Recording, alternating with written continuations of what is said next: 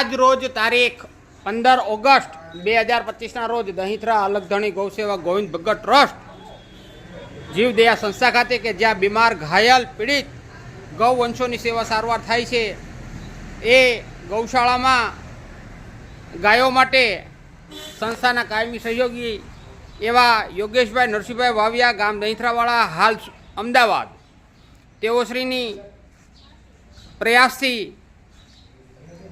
અમદાવાદ નિવાસી સંજયભાઈ તથા જગદીશભાઈ મનુભાઈ રાઠોડ તેઓશ્રી તરફથી ગૌ માતાની સેવામાં આ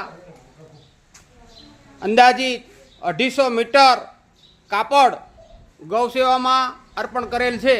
તો પરમ કૃપાળુ પરમાત્મા તેમજ ગૌ માતાની કૃપા આપશ્રી તથા આપના પરિવાર પર સદાય નિત્યાનુકંપા વરસતી રહે એવા મંગલ ભાવ સહ જય ગૌ માતા. તેમજ ઈશ્વર પરમાત્મા આપશ્રી તથા આપના પરિવારને નિરોગી નિરામય આયુષ્ય પ્રદાન કરે એવા ભાવ સહ જય ગૌ માતા.